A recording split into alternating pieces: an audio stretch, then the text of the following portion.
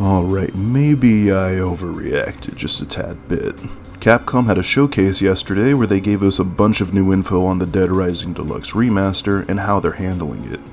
I was worried when they showed off the teaser a few days ago. Changing Frank West's design and voice was something that set off alarm bells in my head. If they're willing to change Frank, what else are they going to change?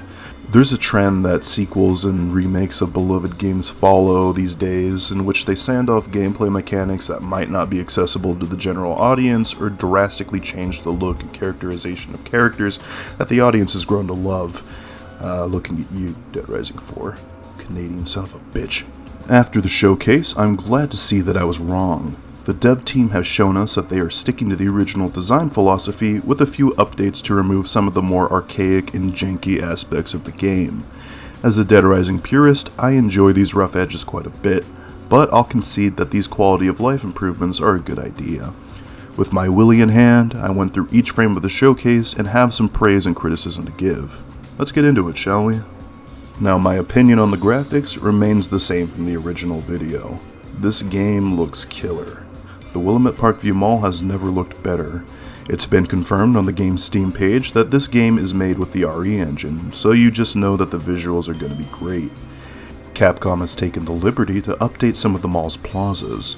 Now, going back to the whole Japanese take on Americana spiel that I went through on the previous video, I just have to say that the additions they made add so much of that specific charm that I love. I'd like to point out the giant dolphin statue in the new Paradise Plaza. It's a great touch, and I have no ulterior reasons as to why I'm so interested in it. Jokes aside, it really adds on to that whole Japanese game dev interpreting our penchant for being over the top thing that I love so very much. Overall, the mall looks great, and I can't applaud the developers enough on that front. Now let's address the elephant in the room here. Everyone, not just Frank, has gone through a redesign.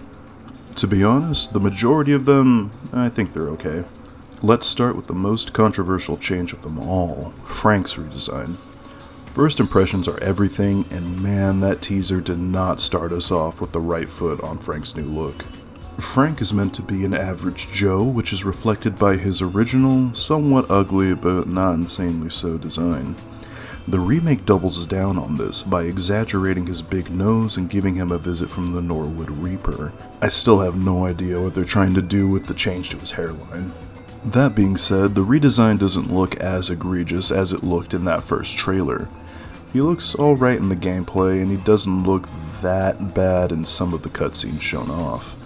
I'll admit, now that the changes to the game are shown to be primarily aesthetic, I can say that the new look is slowly growing on me.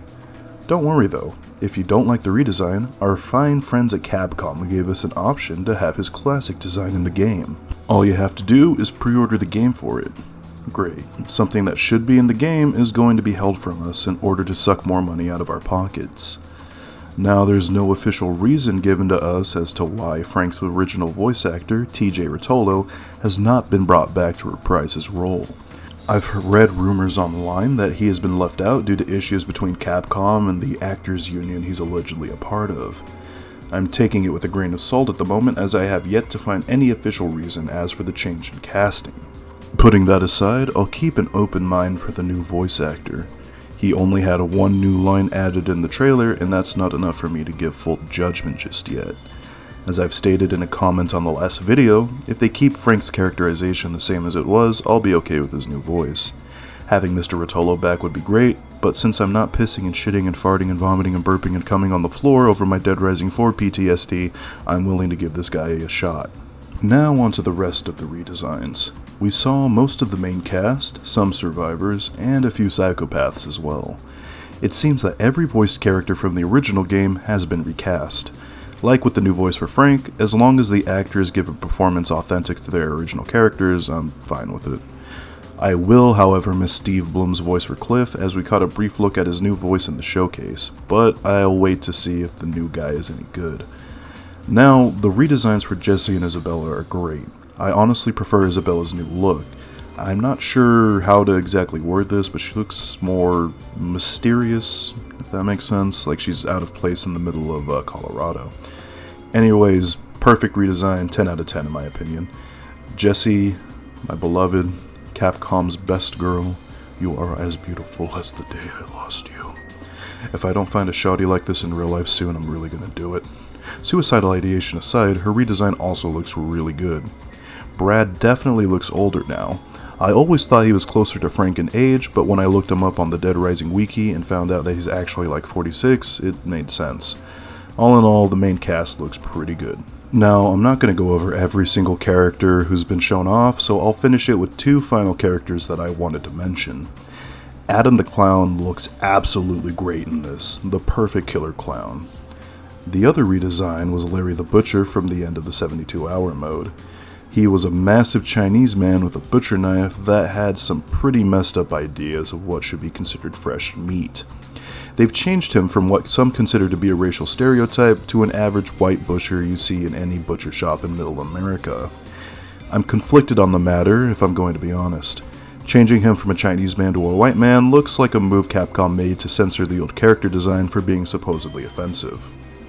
In almost any other situation, I'd say that it's an unnecessary change, but considering the context of the scenes he appears in, the change kinda sorta could make sense.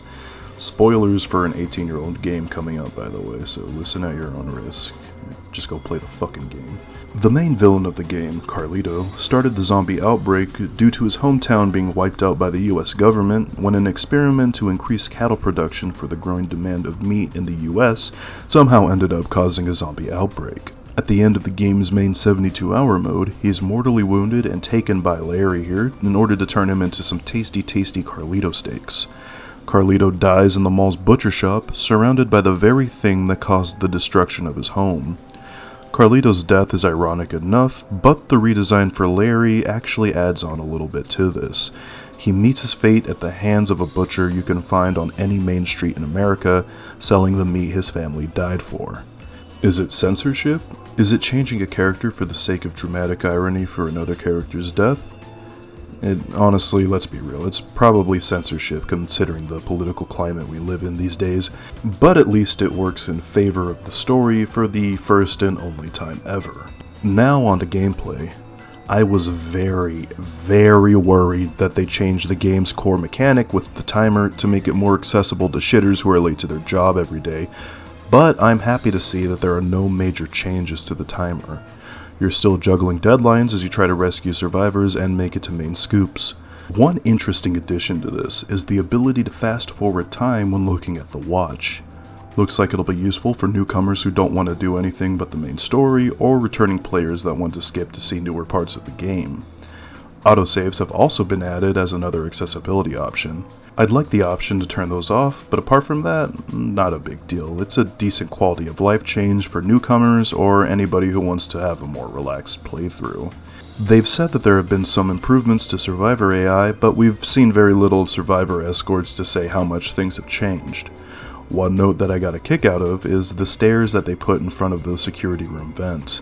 No longer will these subhuman fools run into each other and waste my time. Anyways, with all that said, I'm very glad that my first impression was wrong. This game looks like a pretty solid remaster that will keep the spirit of the original game while making some concessions to appeal to a wider audience.